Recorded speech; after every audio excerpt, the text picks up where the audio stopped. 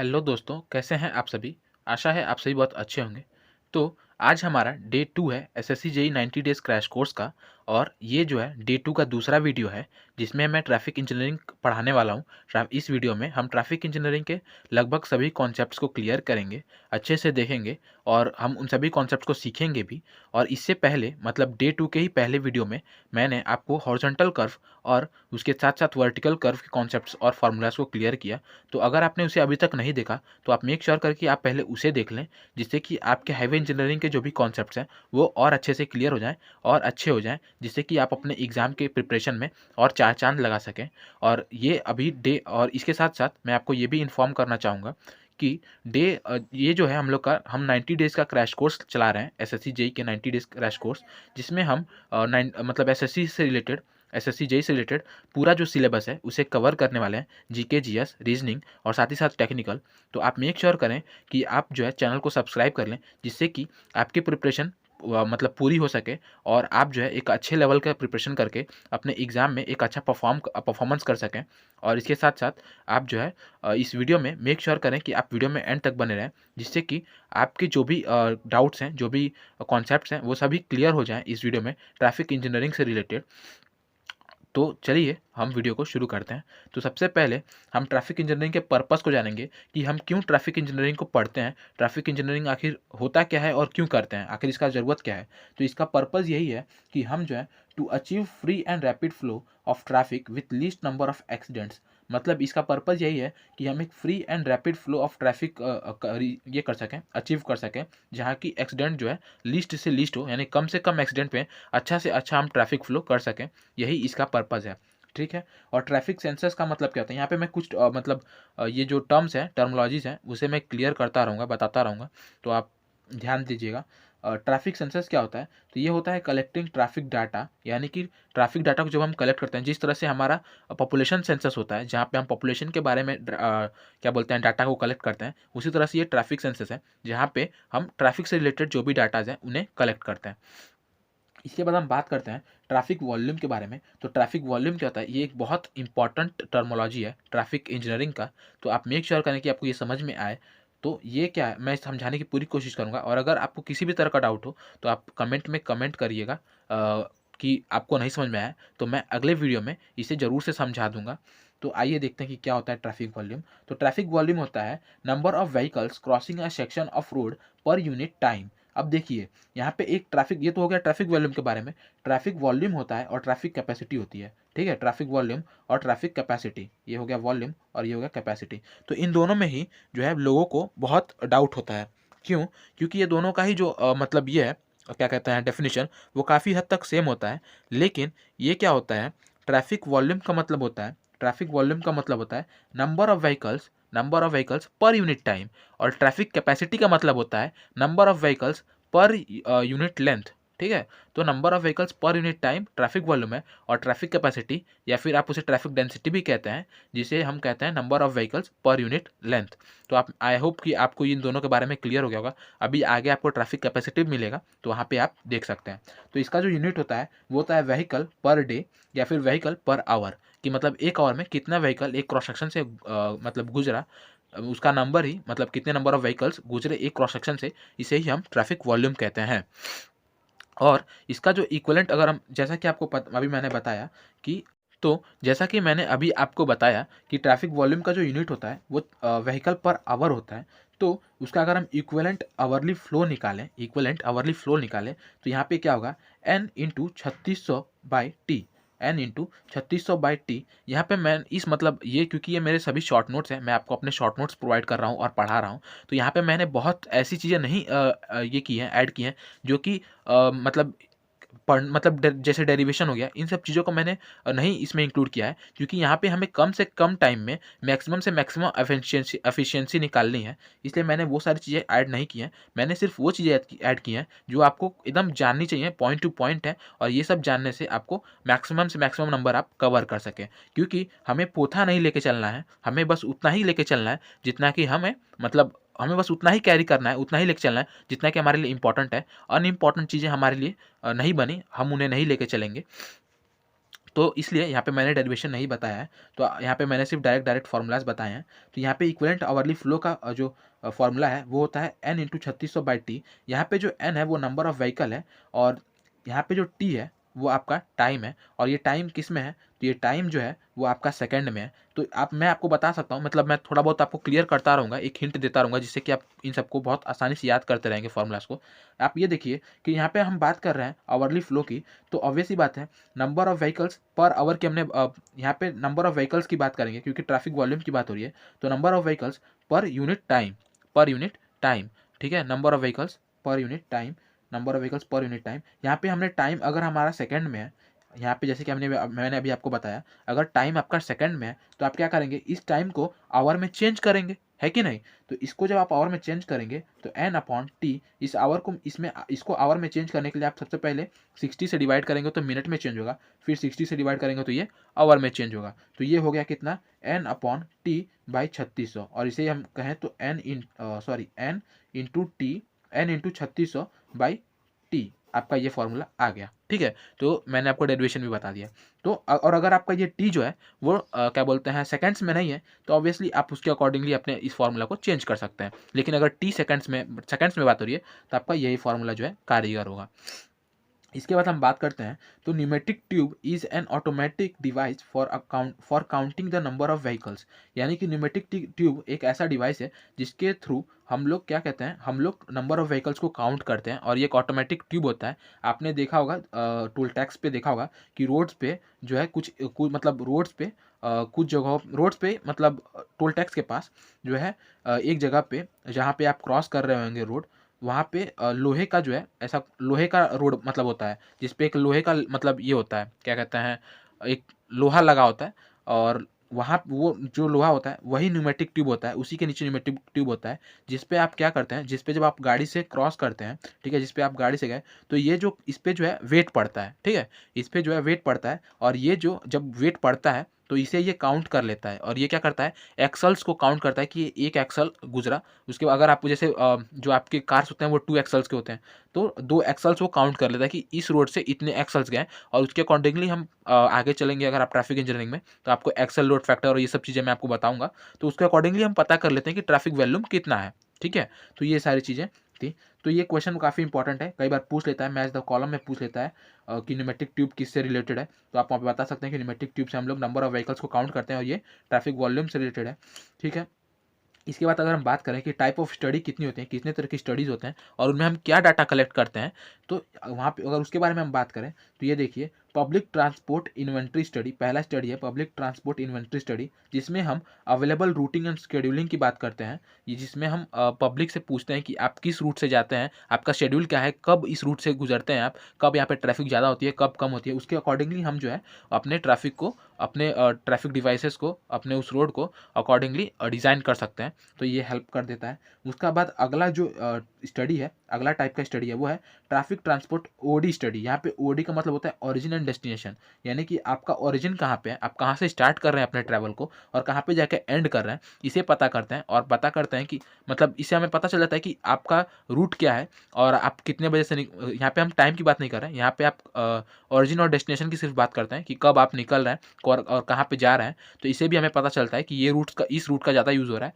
तो इसे हम और बेहतर बना सकते हैं, या फिर इसे हमें क्या बोलते हैं, इम्प्रूव करने की ज़रूरत है।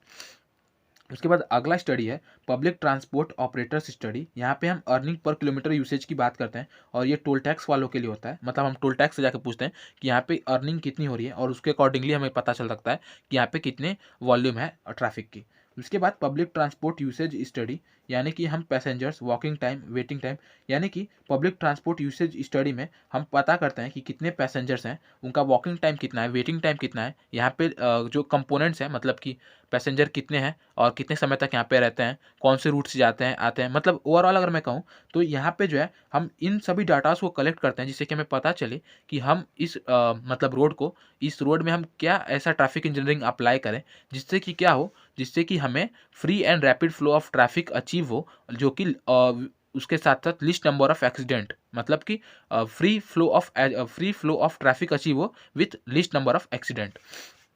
ये हमारा पर्पज़ रहेगा इन सभी स्टडीज़ को करने के लिए। इसके बाद हम बात करते हैं एनुअल एवरेज डेली ट्रैफ़िक के बारे में, जो कि बहुत इम्पोर्टेंट ये है टॉपिक है। तो ये क्या होता है, एनुअल एवरेज डेली ट्रैफ़िक मतलब होता है कि पास हुए, कितने नंबर ऑफ व्हीकल्स पास किए इस एक सेक्शन को 365 दिन में, ठीक है? तो इसे अगर आप यहाँ पे इसका फ़ॉर्मूला भी दिया गया है कि AADT क्या होता है, number of vehicles passing a section for 365 days upon 365, यानी कि एक अगर हमें पता हो कि 365 दिन में कितने व्हीकल्स गए हैं, एक साल में कितने गए, तो हम उसे 365 दिनों से अगर हम डिवाइड कर दें तो हमें पता चल जाएगा कि एक दिन का ट्रैफिक वॉल्यूम कितना है। तो यहाँ पे इसका मतलब ये था। इसके बाद हम बात करते हैं 30th हाईएस्ट आवरली वॉल्यूम के बारे में। तो ये वो highest 30th highest hourly volume मतलब होता है कि अगर आप जितने भी एक साल में जितने भी मतलब हर एक घंटे में जितना भी गाड़ियाँ गुजरी हुई हैं एक सेक्शन से, मतलब कि अगर आप वॉल्यूम निकालें पूरे साल का, हर घंटे का वॉल्यूम निकालें, तो अगर आप उसे निकाल कर उसे अगर आप एक ऑर्डर में ये करेंगे, ऑर्डर में मतलब सीरीज़ में रखेंगे, तो जो हमारा 30th सबसे हाईएस्ट निकलेगा। मतलब कि जैसे कि मान लीजिए 1 2 3, यानी सबसे ज़्यादा वॉल्यूम पहले घंटे में इतना था, उसके बाद सबसे ज़्यादा वॉल्यूम जो है पूरे साल में इतना हुआ, उसके बाद मतलब तीसरे रैंक पे जो है सबसे ज़्यादा जो वॉल्यूम हुआ ये एक साल में इतना था। तो इस तरह से अगर हम करते जाएँ, तो जो हमारा 30th हाईएस्ट हावरली वॉल्यूम होगा, उसे हम उसी वॉल्यूम पे हम जो है रोड्स को या फिर ट्रैफिक डिवाइसेस को जो है डिज़ाइन करते हैं। तो आप एक बार इसे पढ़ लीजिए तो आपको समझ में और बेहतर से समझ में आएगा। It is the hourly volume at which the roads are designed and it will be exceeded only 29 times in a year. जैसा कि मैंने आपको बताया कि क्योंकि ये 30th हाईएस्ट आवरली वॉल्यूम है, तो पूरे साल में केवल 29 घंटे ही ऐसा होगा जो कि कंजेशन होने के चांसेस रखेगा। यानी कि सिर्फ 29 टाइम, क्योंकि हमने 30 के लिए, यानी कि हमने 30वां रैंक था उसके लिए हमने डिज़ाइन किया है। तो 30 के बाद मतलब इसके ऊपर जो 29 वॉल्यूम्स हैं उनके लिए हो सकता है कि कुछ कंजेशन हो जाए। और हम लिखिए, और ये हम ऐसा क्यों करते हैं, इसका भी रीज़न है। क्योंकि अगर हम मतलब जो सबसे ज़्यादा वॉल्यूम है, यानी कि सबसे ज़्यादा वॉल्यूम के लिए अगर हम डिज़ाइन करें, तो वहाँ पे दिक्कत ये होगा कि वहाँ पे जो कॉस्ट है वो ज़्यादा हो जाएगा, और वो भी सिर्फ किसके लिए हमने डिज़ाइन किया, तो वो सिर्फ एक घंटे के लिए। हाँ, तो पूरे मतलब एक घंटे के लिए उतना ज़्यादा अमाउंट कॉस्ट लगाना होशियारी नहीं होगी। इसलिए हम लोग क्या करते हैं, हम लोग 30th हाईएस्ट आवरली वॉल्यूम लेते हैं, क्योंकि ओवरऑल जो हम लोग का अगर हम एक साल में देखें तो सिर्फ एक साल में 29 आवर्स यानी 29 टाइम्स ही तो कंजेशन हो रहा है। तो ये हम लोग क्या करते हैं, इतना हम लोग क्या कहते हैं सह सकते हैं। तो इतना जो है हम, इसलिए हम 30th हाईएस्ट आवरली वॉल्यूम लेते हैं। और अगर हम बात करें प्रोबेबिलिटी ऑफ कंजेशन की, कि क्या प्रोबेबिलिटी है कंजेशन होने की पूरे साल में, तो इसका जो अगर हम देखें न्यूमेरिकल फार्मूला, तो देखिए 29 आवर्स जो है, 29 आवर्स कंजेशन हो सकते हैं, क्योंकि 30 के लिए तो हमने डिज़ाइन ही किया। तो 29 आवर्स ऐसे हैं जिनमें कंजेशन हो सकता है। तो वो 29 अपॉन 365 इंटू 24, एक साल में जितने घंटे हैं वो, और ये 29वां घंटा, इसको हम लोग डिवाइड कर देंगे और परसेंटेज निकाल देंगे, तो हम लोग का आ जाएगा 0.33%। यानी कि जो प्रोबेबिलिटी है कंजेशन की, वो है सिर्फ और सिर्फ 0.33%। तो ये बात हो गई हमारी 30th हाईएस्ट आवरली वॉल्यूम और उसके प्रोबेबिलिटी की कंजेशन कितने परसेंट तक हो सकता है। अब अगर हम बात करें स्पीड स्टडीज़ की, तो speed studies vary with time and space. ठीक है, स्पीड की जो स्टडी है वो टाइम और स्पेस के साथ क्या कहते हैं वैरी करती है, और इसे जनरली जो है 2 टाइप्स की होती है। एक स्पॉट स्पीड स्टडी और एक होता है average speed study. Spot speed study क्या होती है, इसे हम एनोस्कोप, ये बहुत इंपॉर्टेंट पॉइंट है, इसे हम enoscope, pressure contact tube, loop deflector and Doppler radar, यानी कि इन 4 डिवाइसेस के थ्रू हम स्पॉट स्पीड मेज़र कर सकते हैं। और ये होता क्या है, जब मान लीजिए अगर कोई व्हीकल चल रहा है, तो आपने तुरंत जो जो उसका ये है स्पीड है जो इस समय चल रहा है, तुरंत उसको देख लिया, यानी एक स्पॉट पे उसका स्पीड क्या था, अगले स्पॉट पे इसका स्पीड क्या था। इस तरह से अगर आप देखेंगे, स्पीड को मेज़र करेंगे, तो इसे स्पॉट स्पीड कहते हैं। और ये हम enoscope, pressure contact tube, loop deflector और डॉपलर रेडार के थ्रू माप सकते हैं। लेकिन इसमें क्या है कि इसको हम लोग यूज़ नहीं कर सकते ट्रैफिक डेंसिटी को डिटरमाइन करने के लिए, क्योंकि ऑब्वियस सी बात है स्पॉट स्पीड से हम किसी भी तरह से ट्रैफिक डेंसिटी को हम डिफाइन नहीं कर सकते, डिटरमाइन नहीं कर सकते।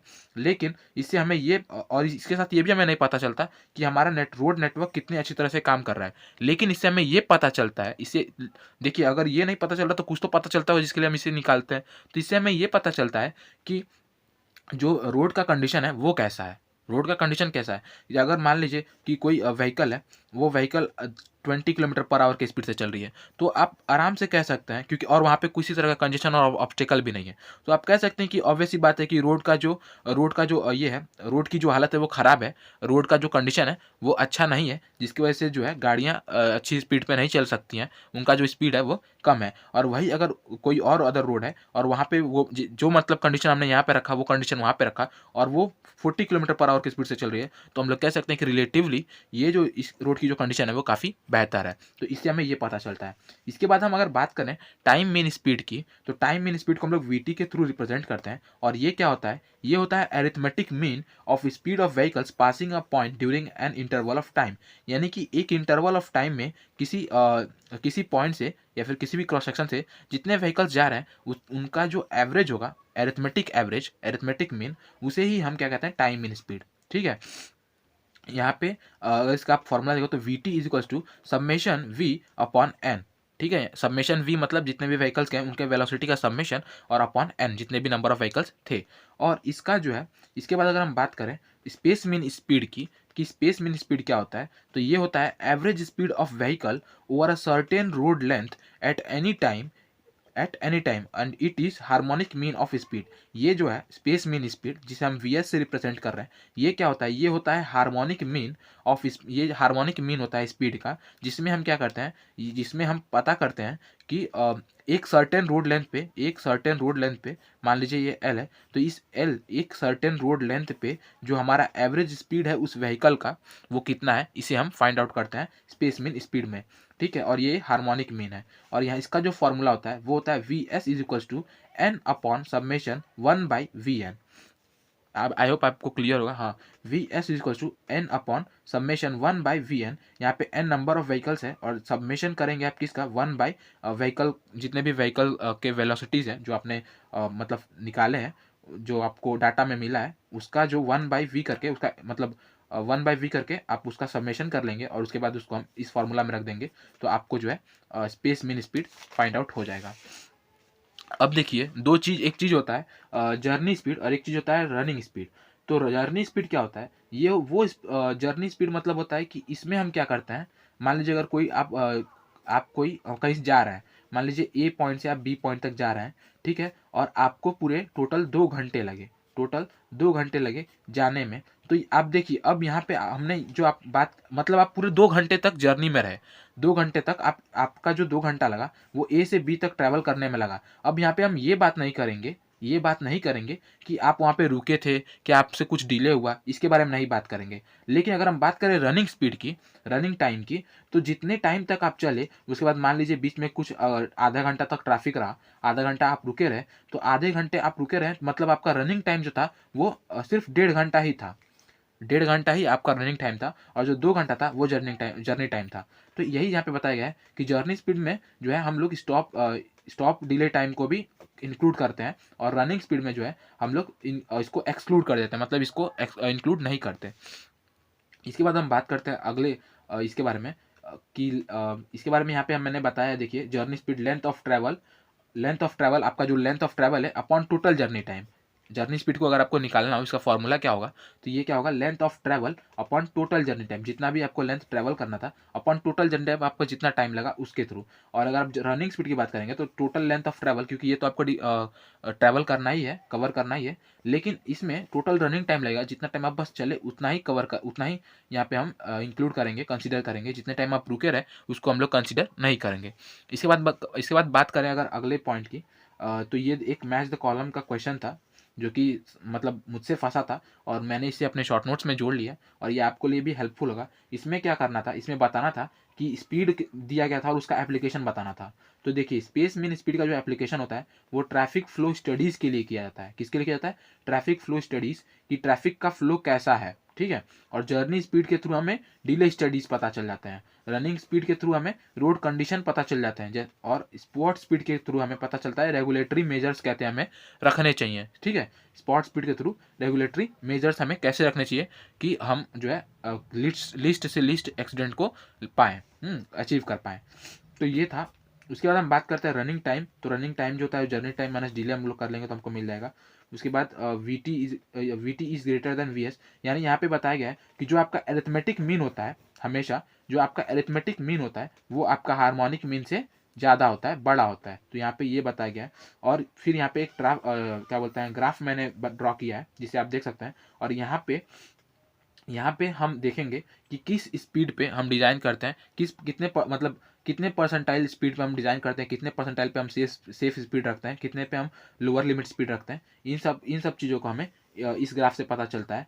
देखिए क्या है, 98 परसेंटाइल स्पीड पे हम डिज़ाइन स्पीड रखते हैं। मतलब कि देखिए परसेंटाइल का मतलब क्या होता है, परसेंटाइल का मतलब होता है कि 98% लोग, ठीक है, 100 में से 98% लोग जो हैं वो क्या बोलते हैं इस स्पीड से नीचे या फिर इस स्पीड तक चल रहा है, ठीक है।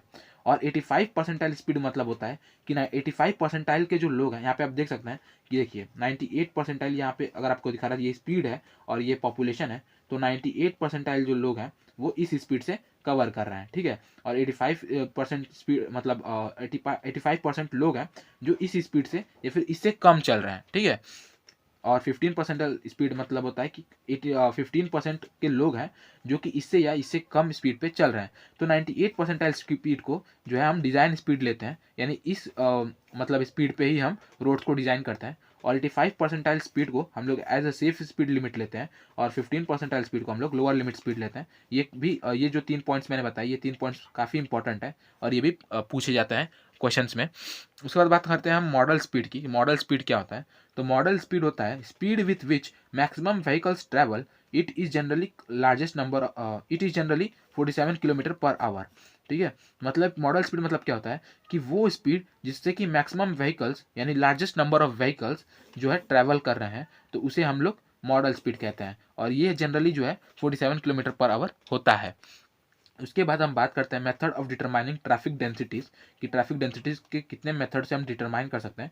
तो floating car method, elevated observation, interview technique, licence plate method, photographic technique, ये कुछ मेथड्स हैं जिनके थ्रू हम ट्रैफिक डेंसिटी को पता कर सकते हैं। यहाँ पे हमारे लिए जो जरूरी है, जो क्वेश्चन में पूछा जाता है उसके बारे में अगर हम बात करें तो ये है origin and destination studies. Origin and destination studies में हम लोग क्या करते हैं, यहाँ पे डिज़ायर लाइन्स को हम ड्रॉ करते हैं। डिज़ायर लाइन्स क्या होती हैं? तो ये स्ट्रेट लाइन्स होती हैं जो कि ऑरिजिन पॉइंट को और डेस्टिनेशन पॉइंट को कनेक्ट करती हैं। और जितना इस डिज़ायर लाइन का जितना विड्थ ज़्यादा होगा, हमें पता चलेगा कि उतने नंबर ऑफ ट्रिप्स हैं। मतलब अगर ऑब्वियस सी बात है, अगर आप देखिए अब जितने बार आप इस ऑरिजिन से डेस्टिनेशन की तरफ जाएंगे उतने बार आपको डिज़ायर लाइन करना पड़ेगा, खींचना पड़ेगा। तो जितना विड्थ ज़्यादा होगा डिज़ायर लाइन का, हम समझ सकते हैं कि उतने ज़्यादा ही उसका यूज़ हो रहा है, नंबर ऑफ ट्रिप्स उस डायरेक्शन में उतने ही ज़्यादा हैं। उसके बाद इसका हम यूज़ किस लिए करते हैं? तो इसका यूज़ हम लोग करते हैं प्लानिंग न्यू हाईवे के लिए, न्यू हाईवे को प्लानिंग करने के लिए, उसके ट्रैफिक डेंसिटी को जानने के लिए, इम्प्रूविंग वाल जो अभी एग्जिस्टिंग में है, जो इस समय है उसको इम्प्रूव करने के लिए, और मास रैपिड ट्रांजिट सिस्टम को भी जनरेट करने के लिए हम इसका यूज़ करते हैं। उसके बाद अगर हम बात करें ट्रैफिक डेंसिटी क्या होता है, ट्रैफिक वॉल्यूम क्या होता है, स्पेस मीन स्पीड क्या होता है, इन सब चीज़ों को अगर हम बात करें तो ट्रैफिक डेंसिटी मैंने आपको समझाया। हाँ, व्हीकल पर किलोमीटर, ट्रैफिक डेंसिटी मतलब होता है व्हीकल पर किलोमीटर, यानी 1 किलोमीटर के अंदर कितने नंबर ऑफ व्हीकल्स आपको मिले, उनके काउंट को ही हम लोग क्या कहते हैं, ट्रैफिक डेंसिटी कहते हैं। और इसे हम के से रिप्रेजेंट करते हैं। किससे रिप्रेजेंट करते हैं? के से रिप्रेजेंट करते हैं। और अगर हम बात करें ट्रैफिक वॉल्यूम की, तो ट्रैफिक वॉल्यूम मतलब होता है व्हीकल पर आवर, और इसे हम लोग किससे रिप्रेजेंट करते हैं? इसे हम क्यू से रिप्रेजेंट करते हैं। किससे? क्यू से। बहुत बार ऐसा होता है अगर हम इसमें एक रिलेशन जाने तो Q is equals to K we होता है। क्यू जो है आपका ट्रैफिक वॉल्यूम है और के जो है वो आपका क्या बोलते हैं, ट्रैफिक डेंसिटी है। क्या है? Traffic density. तो Q is equals to K we. बहुत बार मेरे साथ तो ऐसा होता है, आपके साथ पता नहीं, कि बहुत बार मेरे से क्यू और के में थोड़ा सा गड़बड़ हो जाता है। मुझे ये तो पता है ट्रैफिक डेंसिटी क्या होता है, ट्रैफिक वॉल्यूम क्या होता है, बट इसका क्या कहते हैं रिप्रेजेंटेशन में मैं कभी कभी चूक जाता हूँ। तो इसके लिए मैंने एक फॉर्मूला निकाल के रखा है अपने लिए, और हो सकता है आपके लिए भी एक कारीगर हो। तो मैं क्या करता हूँ, व्हीकल पर किलोमीटर है ना, व्हीकल पर किलोमीटर में यहाँ पे के आ रहा है कि नहीं आ रहा है? तो किलोमीटर से के आ रहा है, इसलिए हम यहाँ पे इसे के से रिप्रेजेंट करेंगे, ठीक है। और व्हीकल पर आवर, तो अगर इसे हम के से रिप्रेजेंट करें तो ऑब्वियसली बात है इसी अपने आप ही क्यू हो जाएगा। तो मैंने इस मेथड को यूज़ किया है। आप भी इसे यूज़ कर सकते हैं अगर आपको इस तरह का मतलब मेरे तरह का मतलब दिक्कत होता है तो इसका रिलेशनशिप क्या होता है, Q is equals to KV। अब आप यहाँ पे आराम से बता सकते हैं कि Q क्या है आपका ट्रैफिक वॉल्यूम है और K आपका क्या है ट्रैफिक डेंसिटी है। ट्रैफिक डेंसिटी यानी व्हीकल पर किलोमीटर, और ये व्हीकल पर आवर, और ये v जो है आपका वेलोसिटी है, स्पीड स्पेस मीन स्पीड यानी स्पेस मीन स्पीड है v आपका यहाँ पे। ठीक है, तो ये हो गया हमारा एक छोटा सा रिलेशनशिप। इसके आगे ये रिलेशनशिप और बढ़ता जाएगा, मतलब इस रिलेशन से बहुत सारे इंपॉर्टेंट क्वेश्चंस आते हैं, तो आप इसे मेक श्योर करें कि आप इसे ध्यान में रखें। अब हम बात करते हैं स्पेस हेडवे के बारे में, जिसे हम SI से रिप्रेजेंट करते हैं। और स्पेस हेडवे का मतलब क्या होता है, स्पेस हेडवे का मतलब होता है distance between rear bumper of successive vehicles. यानी अगर दो व्हीकल्स को हम खड़ा कर दें तो इन दो व्हीकल्स का जो रियर बम्पर है, ये और ये रियर बम्पर है, इस रियर बम्पर के बीच में कितना डिस्टेंस है, इसे ही हम स्पेस हेडवे कहते हैं। ठीक है, और अब देखिए स्पेस हेडवे का जो है रिलेशन है किससे, ये रिलेशन है हमारे ट्रैफिक डेंसिटी से। क्यों, ट्रैफिक डेंसिटी से। ट्रैफिक डेंसिटी में क्या होता है, व्हीकल पर किलोमीटर, किलोमीटर यानी लेंथ, तो यहाँ पे भी तो डिस्टेंस की ही बात की जा रही है। अब देखिए किस तरह से ये रिलेटेड है। तो अगर हम डेंसिटी की बात करें के की, ट्रैफिक डेंसिटी की density per lane per kilometre की, तो ये 1 एवरेज स्पेस हेडवे, यानी कि ये जिसकी जो वैल्यू होती है डेंसिटी की, वो 1 एवरेज स्पेस हेडवे के बराबर होती है। ये यहाँ पे ये जो 1 है वो किलोमीटर है। इसको मैं अगर आपको और आसान भाषा में समझाना चाहूँ तो मतलब यहाँ पे सीधे सीधे पूछा जा रहा है कि 1 किलोमीटर में आपके कितने डिस्टेंस, मतलब कितने इस तरह के ये हो रहा है, कितने स्पेस हेडवेज हैं। ठीक है, नंबर ऑफ स्पेस हेडवे कितने हैं, आप ऐसे भी बता सकते हैं, मतलब स्पेस हेडवे कितना है, ये डिस्टेंस कितना है। जैसे कि अब मैं बताता हूँ आपको कैसे। मान लीजिए क्या कहते हैं, दो व्हीकल्स के बीच में आपका जो रियर बम्पर का जो डिस्टेंस है वो 5 मीटर है। ठीक है, 5 मीटर है। तो आप बता सकते हैं इसके थ्रू, इस मतलब स्पेस है, तो ये हम लोग का एवरेज स्पेस हेडवे हो गया। और इसके थ्रू हम बता सकते हैं कि 1 किलोमीटर में हमारे कितने व्हीकल्स हैं, कितना मतलब हमारा डेंसिटी है।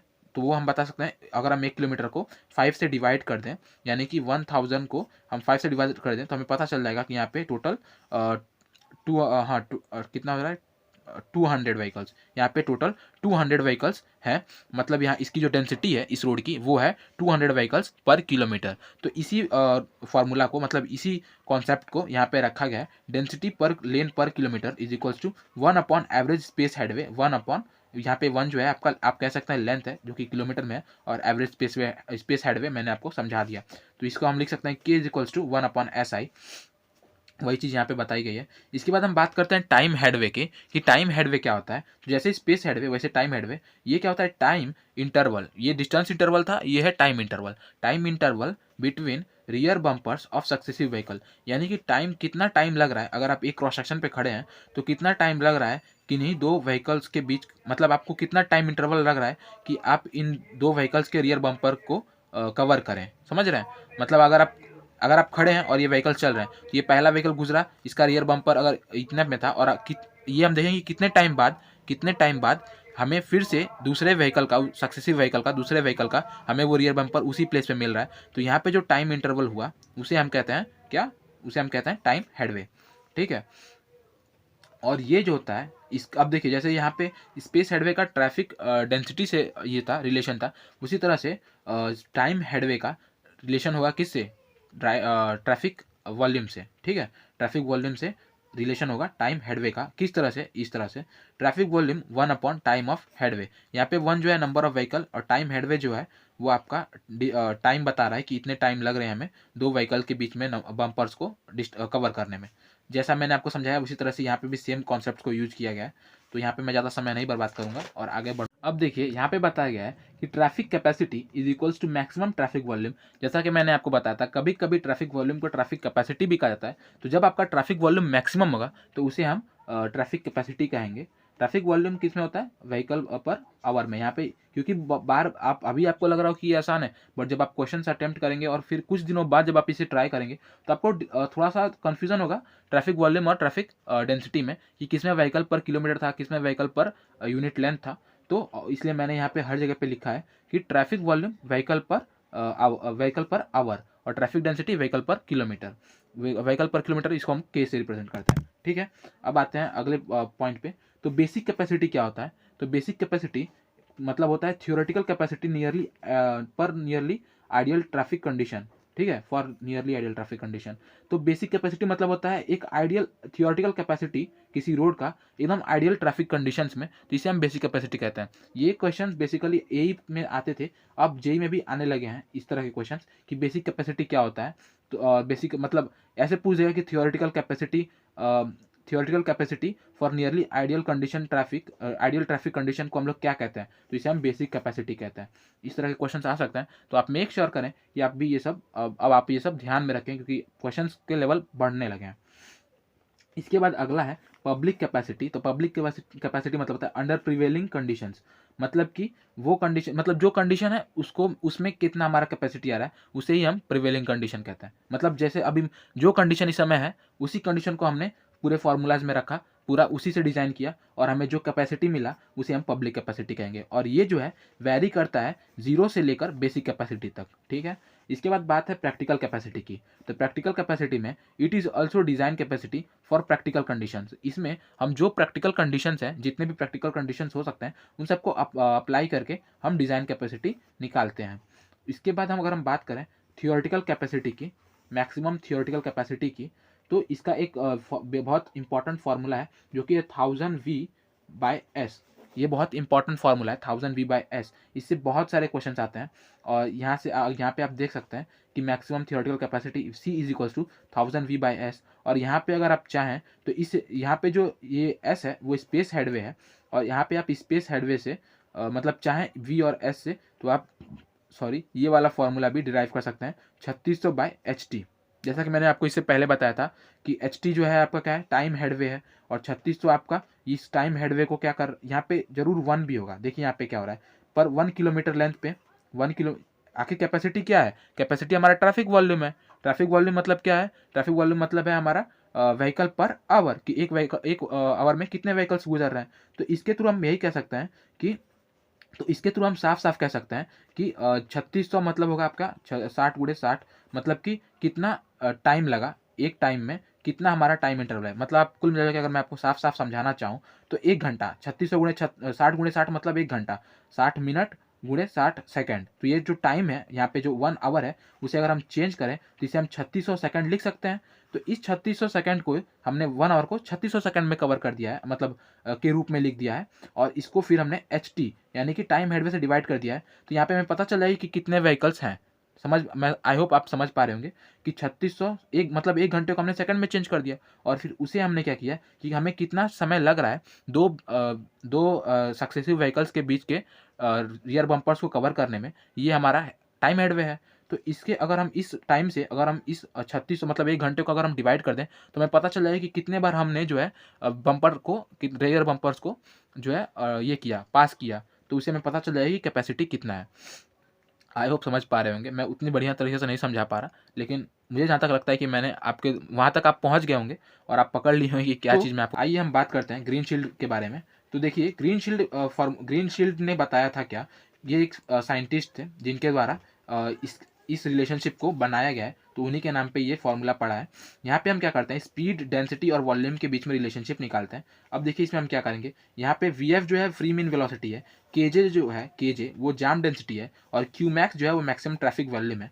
अब यहाँ पे आप देख सकते हैं इन तीन ग्राफ के थ्रू हम पता लगा सकते हैं कि इन तीनों में एक दूसरे के रिलेशन में किस तरह से एक दूसरे को इफेक्ट करते हैं। जैसे आप यहाँ पे देख सकते हैं कि अगर आपका फ्री वेलोसिटी मतलब फ्री मीन वेलोसिटी सबसे मैक्सिमम है, अगर आप फ्री मीन वेलोसिटी सबसे मैक्सिमम है, तो आप केजे जो कि जाम डेंसिटी है वो ऑब्वियसली क्या हो जाएगा, 0 हो जाएगा, है कि नहीं।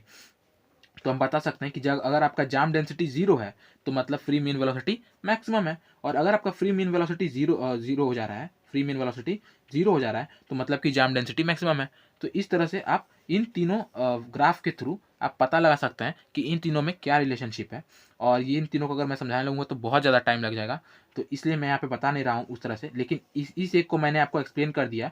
तो आप आई होप कि आप इन सबको भी देख के, और PDF मैं आपको टेलीग्राम चैनल पे दे दूंगा जैसे ही हाईवे इंजीनियरिंग कंप्लीट होगा। बहुत दोस्तों ने मेरे बोला कि मुझे उन्हें PDF चाहिए, तो मैंने सोचा कि क्यों मैं एक एक चैप्टर और एक एक टॉपिक का PDF देना सही नहीं रहेगा, मैं आपको एक साथ पूरे हाईवे इंजीनियरिंग का जो PDF है वो आपको प्रोवाइड कर दूंगा। वहाँ पे आप इससे मतलब इसे देख के समझ लीजिएगा। ये बहुत बड़ा मतलब ऐसा कोई रॉकेट साइंस नहीं है, आप देखेंगे तो आपको आराम से समझ में आ जाएगा। और यहाँ पे जो भी समझने के लिए इंपॉर्टेंट चीज़ें हैं वो मैंने यहाँ पे प्रोवाइड कर रखी हैं, और ये भी एक समझा भी दिया है। तो इसके थ्रू ही आप इससे इन दोनों को भी समझ सकते हैं कि किस तरह से काम हुआ है। मेन जो चीज़ है वो मैं आपको समझा रहा हूँ। मेन जो आपको जानना चाहिए, जो इंपॉर्टेंट फार्मूला है जो एग्जाम में आपका पूछेगा, एट द एंड मैं आपको अगर बताना चाहूँ तो ये जो ग्राफ है वो एग्जाम में शायद ही पूछे जाए। जो मेन फार्मूला है वो ये है कि देखिए Q is equal to K we होता है, और इन सब के थ्रू, इन तीनों ग्राफ के थ्रू हमें पता चलता है कि जो Q मैक्स होता है, जो मैक्सिमम ट्रैफिक वॉल्यूम होता है, वो हमें हाफ जाम डेंसिटी और हाफ फ्री मीन वेलोसिटी पे मिलता है। ठीक है, हमें कुल मिलाकर के इसी से मतलब था कि हमें Q मैक्स कब मिल रहा है, तो ताकि हम ट्रैफिक कैपेसिटी निकाल सकें। ठीक है, तो ट्रैफिक कैपेसिटी निकालने के लिए हमें मैक्सिमम ट्रैफिक वॉल्यूम निकालना होगा, जैसा कि मैंने अभी को आपको बताया। तो उसके लिए हमें क्या करना पड़ेगा, तो इसके लिए हमें ये सब ग्राफ बना के हमें ये पता करना होगा कि कब कब हमारा क्यू मैक्स हो रहा है, ट्रैफिक वॉल्यूम मैक्सिमम हो रहा है। तो ये होता है कब, जब जाम डेंसिटी हाफ रखें और फ्री मेन वेलोसिटी हम हाफ रखें, जैसा कि आप देख सकते हैं मैंने यहाँ पे बताया हाफ हाफ। तो तब हमें क्या मिलेगा, क्यू मैक्स मिलेगा। और हम Q is equals to K V formula में अगर हम ये वैल्यू रखें, Q max is equals to के जगह पे के जे बाई टू और वी एफ के जगह पे वी एफ बाई टू, तो हमें एट द एंड जो फॉर्मूला मिलेगा वो मिलेगा Q max equals to V F into K G upon 4, यानी कि Q max equals to K V upon 4। और इसी के लिए हमने इतना सब झंझाल पाला। उसके बाद अगर हम बात करें अगले पॉइंट की, यहाँ पे मैंने एक फैक्ट रखा है कि हाईएस्ट ट्रैफिक डेंसिटी जो होगा, जो हाईएस्ट ट्रैफिक डेंसिटी होगा वो तभी अकर होगा प्रैक्टिकली जब आपका ट्रैफिक वॉल्यूम क्या होगा, जीरो होगा। ठीक है, जैसा कि मैंने यहाँ पे आपको समझाने की कोशिश की थी वैसा ही कुछ बात हो रहा है कि ट्रैफिक डेंसिटी मतलब क्या होता है, मैं आप समझा देता हूँ। ट्रैफिक डेंसिटी क्या होता है, ट्रैफिक डेंसिटी मतलब होता है व्हीकल पर किलोमीटर। ठीक है, व्हीकल पर यूनिट लेंथ। तो 1 किलोमीटर में मैक्सिमम व्हीकल अगर आपको पता करना हो तो आप तभी पता कर पाएंगे जब आप ट्रैफिक वॉल्यूम यानी व्हीकल पर आवर, यानी आप जाम ट्रैफिक को क्या कर दें, जाम कर दें। मतलब आपका पूरा रोड है, मान लीजिए रोड है और इसमें पूरा एकदम खचाखच गाड़ियाँ भरी हुई है। ठीक है, इतनी गाड़ियाँ भर दी गई हैं कि ये जो है आगे भी नहीं बढ़ पा रही हैं, एकदम ट्रैफिक जाम है। यानी कि आपका जो ट्रैफिक वॉल्यूम है व्हीकल पर आवर वो जीरो हो गया, क्योंकि एक किसी भी क्रॉस सेक्शन से जो व्हीकल है वो पास कर ही नहीं, और जो आपका ट्रैफिक डेंसिटी है वो आपका मैक्सिमम हो गया। तो यहाँ पे उसी बात को बताया जा रहा है। अब हम बात करेंगे पैसेंजर कार यूनिट की, कि पैसेंजर कार यूनिट क्या होता है। पीसीयू पीसीयू एक तरह का क्या फैक्टर है जिसके थ्रू हम क्या करते हैं, जिसके थ्रू हम जो भी ट्रैफिक है उसको हम एक यूनिट में चेंज कर लेते हैं। इसको किस तरह से देखिए, capacity of road way when passenger cars only upon capacity of road way when other vehicles only. यानी कि इस फैक्टर के थ्रू हम क्या करते हैं, हम जो है अदर व्हीकल्स जो है पैसेंजर कार के अलावा उनको हम पैसेंजर कार की यूनिट में चेंज कर लेते हैं पीसीयू के थ्रू। ठीक है, और इस तरह से हम निकालते हैं कैपेसिटी ऑफ रोडवे, यानी कि अगर हम किसी रोडवे का कैपेसिटी निकाले जब सिर्फ उसमें पैसेंजर कार्स चल रही हो, तो उसका अपॉन कैपेसिटी ऑफ रोडवे जब अदर व्हीकल चल रही हो, तो इन दोनों कैपेसिटी का अगर हम रेशियो निकालें तो हमें पीसीयू मिल जाएगा। अगर हम बात करें फैक्टर की कि अगर मतलब किस व्हीकल के लिए कितना हम फैक्टर ये करते हैं, तो कार और टेम्पू और ऑटो रिक्शा इनके लिए जो है हम 1 ही रखते हैं। मतलब ये तो पैसेंजर कार यूनिट में अगर आप इनको पैसेंजर कार यूनिट में चेंज करना है तो कार, टेम्पो, ऑटो रिक्शा तो वो ऑलरेडी 1 में ही रखते हैं, क्योंकि ऑलरेडी अपने उसी फॉर्म में है। मोटरसाइकिल, स्कूटर और पैडल साइकिल को करें तो वो 0.5 से मल्टीप्लाई कर देंगे तो हमें पीसीयू में मिल जाएगा कि इनके कितने यूनिट्स, कितने नंबर ऑफ मतलब इन मोटरसाइकिल, स्कूटर और पेडल साइकिल को अगर हम 0.5 से मल्टीप्लाई कर दें, 0.5 जो कि पीसीयू फैक्टर है, अगर हम इससे मल्टीप्लाई कर दें तो हमें पता चल जाएगा कि इतने नंबर ऑफ जो मोटरसाइकिल थे वो कितने पैसेंजर कार के बराबर होंगे, या फिर कितने पैसेंजर कार के बराबर ट्रैफिक वॉल्यूम जो है, ट्रैफिक कैपेसिटी कवर करेंगे।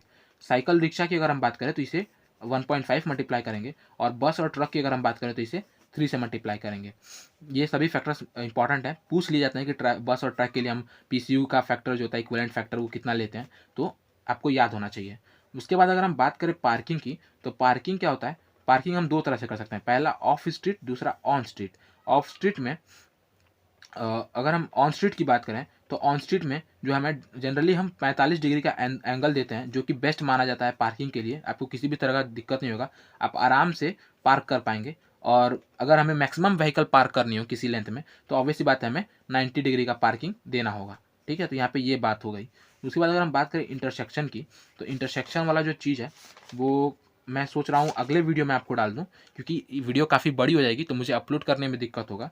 तो आशा है आपको इतने सारी चीज़ें समझ में आई होंगी, और अगर नहीं आई तो आप प्लीज़ कमेंट कीजिए, जिससे कि मैं अगले वीडियो में आपको बता सकूं कि जो समझ में नहीं आया उसके आपके डाउट को क्लियर कर सकूं। और किसी भी तरह का अगर आप किसी भी तरह का आपको सजेशन या एडवाइस देना हो तो आप प्लीज़ कमेंट कीजिए। और आई होप वीडियो आपको पसंद आया हो, तो आप वीडियो को भी लाइक कर दें और चैनल को भी सब्सक्राइब कर दें, जिससे कि आप हमारे इस एसएससी जेईई के लास्ट 90 डेज़ क्रैश कोर्स से जुड़ सकें और अपने प्रिपरेशन को और बेहतर और बढ़िया बना सकें। Thank you.